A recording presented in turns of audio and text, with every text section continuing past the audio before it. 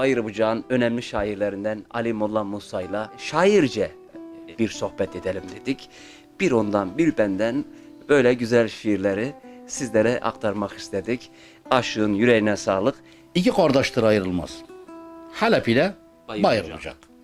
Birbirine hiç kırılmaz. Halep ile Bayır Bucak. Kayılardan Alparslan'a.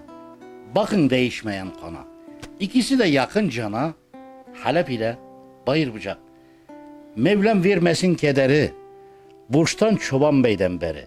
Altından fazla değeri. Halep ile Bayır Bucak.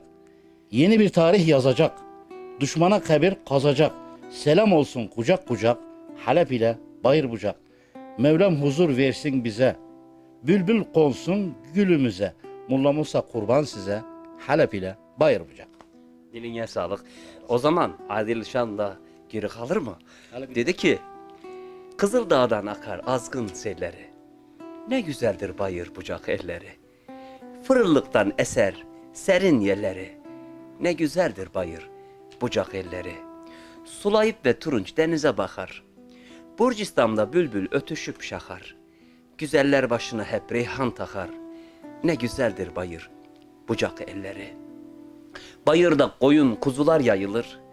Kulcuktan alma her yana dağılır. Peteklerden süzme ballar sağılır.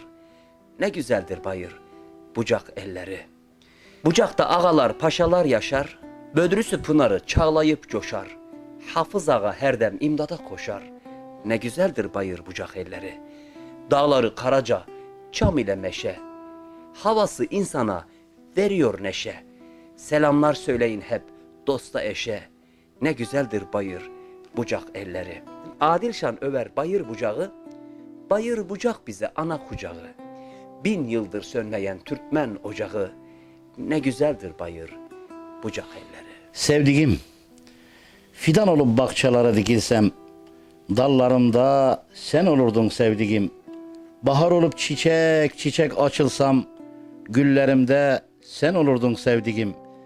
Kerem gibi yüce dağları aşsam, Mecnun gibi ıssız çölde dolaşsam, arı olup çiçek çiçek dolaşsam, ballarımda sen olurdun sevdiğim. Molla Musa aşkın beni kavursa, rüzgar olup küllerimi savursa, kelepçe takıp da zincire vursa, kollarımda sen olurdun sevdiğim. Halimoğlu diline sağlık. Sen Sağ olasın. sevdiğine dedin ama bir de benim sevdiğime dediklerimi dinle. Evet. Sen gideli gönlüm kederde yasta. Tükendi umudum, bitti sevdiğim. Yoruldu sol yanım, elleme hasta. Yokluğun perişan etti sevdiğim. Böyleymiş kaderim, buymuş yazım. Kırıldı tellerim, çalmıyor sazım. Bedenim ayakta, ruhumda sızım. Kayboldu gençliğim, gitti sevdiğim. Ardından ağladım, dövündüm durdum. Gelenden geçenden hep seni sordum. Oysa ne hayaller, ne düşler kurdum. Yıkılıp düşlerim, gitti sevdiğim. Adil Şan vuslata ermekti gayem. Aşk bahçenden gülü dermekti gayem.